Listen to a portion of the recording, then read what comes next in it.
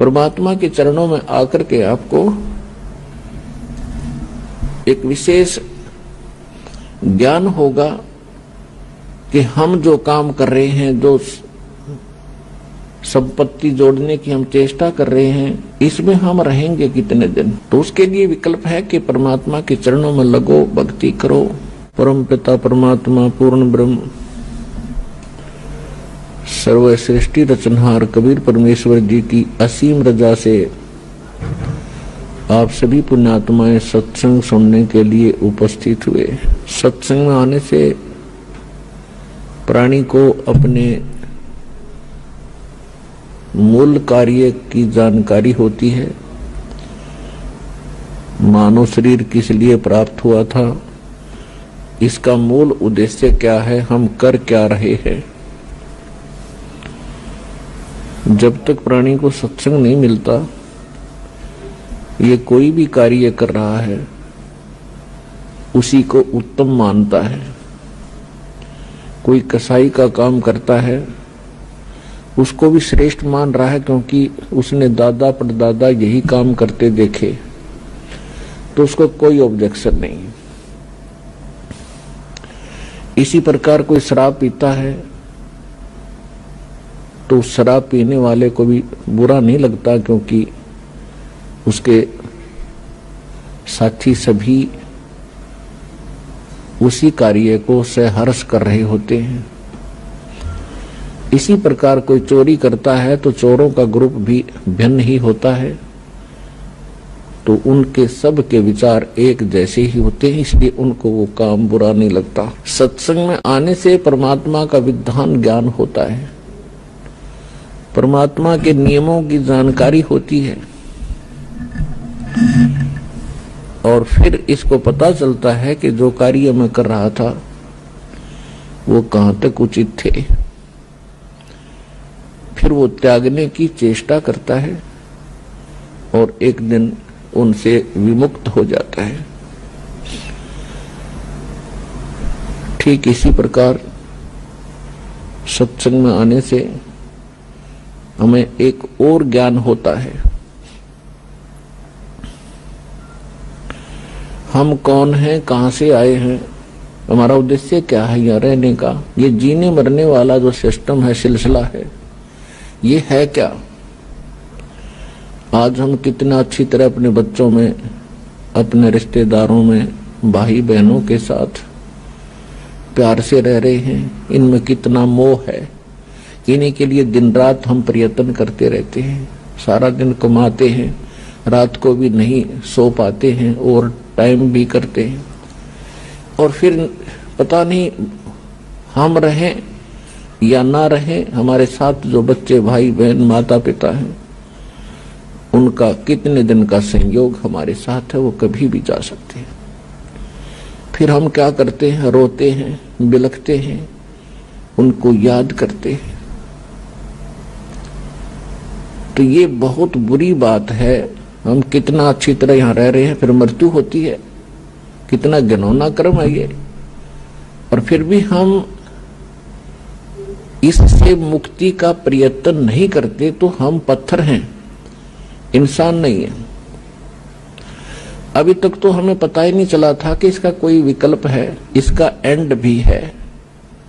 अब परमात्मा ने अपना विधान स्वयं आकर बता दिया। जिसको सूक्ष्म वेद कहते हैं, जिसको तत्व ज्ञान कहते हैं, वो परमात्मा ही बता सकता है। उस परमेश्वर ने स्वयं आकर बता दिया है कि ये लोक ठीक नहीं है, यहाँ का भगवान ये परमात्मा नहीं है।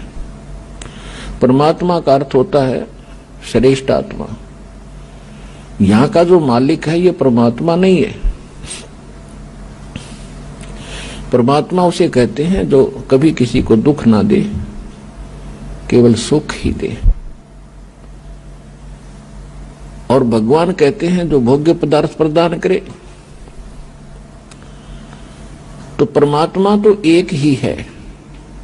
बाकी कसाई भी भगवान होता, अपने बकरों के लिए उनको खूब सुविधा देता है, चारा चराता है, पानी की व्यवस्था करता है, झोंपड़ी शेड डालकर गर्मी सर्दी से बचाता है, वो उनका भगवान है, लेकिन वो परमात्मा नहीं है, वो श्रेष्ठ आत्मा नहीं है। श्रीमद् भगवत गीता अध्याय नंबर 15 के श्लोक 16 और 17 में 3 पुरुष 3 प्रभु बताए। एक सरपुरुष, सरपुरुष ये स्वयं है, यहाँ का जो मालिक है ब्रह्म है, जिसको काल भी कहते हैं, जिसे ज्योत स्वरूपी निरंजन भी कहते हैं, जो 21 ब्रह्मांड का स्वामी है, प्रभु है, मालिक है। और अक्षर पुरुष है, वो 7 शंख ब्रह्मांड का स्वामी है। और ये दोनों नाशवान हैं, इनके अंतर्गत जितने प्राणी हैं उनकी जन्म और मृत्यु सदा बनी रहेगी। गीता अध्याय नंबर 15 के श्लोक 17 में स्पष्ट किया है कि उत्तम पुरुष है तो अन्य परमात्मा इति उदाहरत है, ये लोकत्रयम् आविश्य विवर्ती अवैश्वर है। इसमें यह स्पष्ट किया है कि उत्तम पुरुष, श्रेष्ठ परमात्मा, श्रेष्ठ प्रभु, वो तो कोई इन दोनों से अन्य है। और परमात्मा इति उदाहरत है, जिसको परमात्मा कहते हैं, वो परमात्मा है। वो दुख नहीं देता, वो सुख ही सुख देता है, वो सुख का सागर है। सुख सागर का अर्थ है कि जहां सुख का एंड ना हो, समाप्त ना हो। और वही तीनों लोकों में प्रवेश करके सबका धारण पोषण करता है। तो यहां सतलोक आश्रम बरवाला जिला हिसार के अंदर उस परमात्मा की जानकारी दी जाती है और उसको प्राप्त करने की विधि बताई जाती है। वो परमात्मा, उस परमात्मा की शरण में आने से कबीर भगवान है, वो कबीर परमात्मा है, वो वास्तव में भगवान है, वास्तव में परमात्मा है। और उसकी शरण में आने के उपरांत आपको यहां भी सुख देगा, क्योंकि वो सुख सागर है, वो परमात्मा है, दुख नहीं देता। यदि हम कोई कष्ट उठाते हैं तो अपनी कमजोरी के कारण मर्यादा भंग करके हम अपना कोई हानि कर लेते हैं। नहीं, परमात्मा की शरण में आने के बाद आपको रोज नए सुख होंगे, आपके सब कष्ट निवारण होंगे और अंत में आपको वो स्थान प्राप्त होगा जहां फिर कभी जन्म मृत्यु नहीं होती। इसको सतलोक कहते हैं, सचखंड कहते हैं। वहां आपकी ऐसे ही परिवार होगा, फिर वो कभी मृत्यु में नहीं आएंगे। वहां विकार नहीं है, राग द्वेष नहीं है, वहां केवल सुख ही सुख है।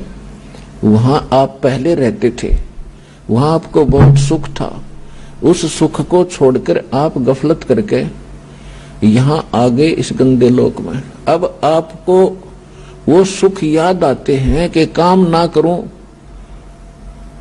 और सारी वस्तु मिल जाए।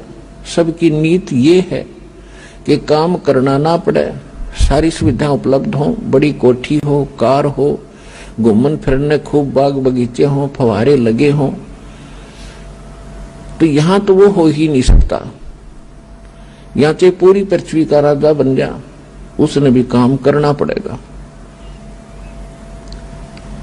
तो ये कहां था? सतलोक के अंदर है। वहां खूब सुविधाएं हैं, कुछ काम नहीं, भरे भंडारे भगवान के। अब जैसे आप यहां आते हो सतलोक आश्रम बरवाला के अंदर, यहां आपको बना बनाया भोजन मिलता है, बिछे बिछाए मैट मिलते हैं, सारी सुविधाएं हैं। आपको काम क्या है? खाओ पियो, अपना भक्ति करो, चर्चा करो परमात्मा की। कितना आनंद से दिन व्यतीत हो जाते हैं। तो इसी प्रकार ये एक रिहर्सल है उस सतलोक की। लेकिन वो जो सुख है वो तो यहां ना दिया जा सकता है और ना बताया जा सकता है। वो तो वहां जाने से ही आपको पता चलेगा। ये एक केवल उसकी थोड़ी सी नकल है। तो वहां जाने के बाद आपकी ना कभी मृत्यु होगी, ना कोई काया कष्ट होगा। इसलिए परमात्मा के चरणों में आकर के आपको एक विशेष ज्ञान होगा कि हम जो काम कर रहे हैं, जो संपत्ति जोड़ने की हम चेष्टा कर रहे हैं, इसमें हम रहेंगे कितने दिन? तो उसके लिए विकल्प है कि परमात्मा के चरणों में लगो, भक्ति करो।